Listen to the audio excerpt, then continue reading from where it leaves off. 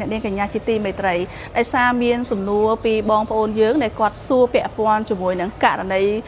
គ្រោះថ្នាក់ចរាចរណ៍ដែលបានកើតហេតុនិងបានបណ្ដាលឲ្យមានជនរងគ្រោះស្លាប់រហូតដល់6នាក់នោះពាក់ព័ន្ធជាមួយនឹងការទទួលសំណងជាសនកម្មចាពីក្រុមគ្រួសារ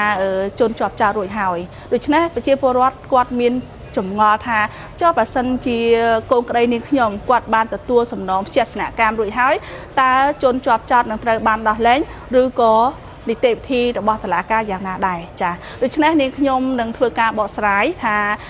ទោះបីជាកូនក្តីនាងខ្ញុំគាត់បានទទួលសំណងរដ្ឋបវេនីដើម្បីជួសជុលជាសនកម្មដែលបានកាត់ហេតុទៅលើក្រុមគ្រួសារគាត់រួចហើយក៏ដោយបណ្ដឹងអាជ្ញានៃសំណុំរឿងក្តីនេះគឺមិនត្រូវបានរលត់ឡើយចាអញ្ចឹងយើងមកដឹងទាំងអស់គ្នាថាតើបណ្ដឹងអាជ្ញាគឺជាអ្វីចាអញ្ចឹងបណ្ដឹងអាជ្ញាគឺជាបណ្ដឹងដែលមានដើមបណ្ដឹងគឺជាតំណាងអัยការគឺព្រះរាជអាជ្ញាតែគាត់ជាដើមបណ្ដឹង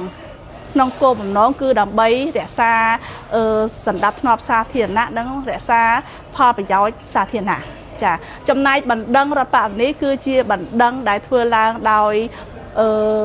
ដើមបណ្ដឹងរដ្ឋបវេនីឬក៏ក្រុមគ្រួសារនៃជនរងគ្រោះឬក៏សិទ្ធិវ័នរបស់ជនរងគ្រោះចាដើមបណ្ដឹងរដ្ឋបវេនីចាគាត់ប្តឹងឡើងគឺដើម្បីក្នុងបំណងទាមទារជួសជុលជាសនកម្មទាំងសម្ភារៈទាំងផ្លូវចិត្តរបស់គាត់ចា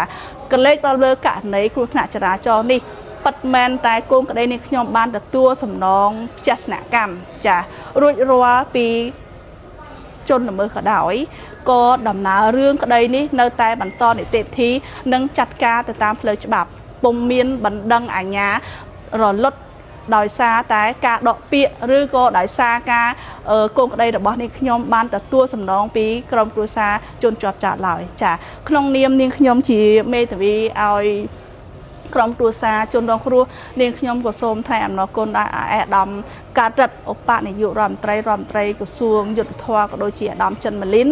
រដ្ឋលេខាធិការប្រចាំការក្រសួងយុទ្ធភ័ពហើយនឹង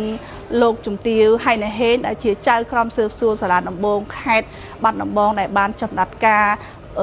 សំណុំរឿងក្តីនេះប្រកបដោយភាពឆាប់រហ័សនិងបានផ្ដល់ទំនុកចិត្តដល់ប្រជាពលរដ្ឋជាពិសេសកូនក្តីនាងខ្ញុំដែលជាតួអង្គនៅក្នុងសំណុំរឿងនេះផងដែរចាសូមអរគុណច្រើន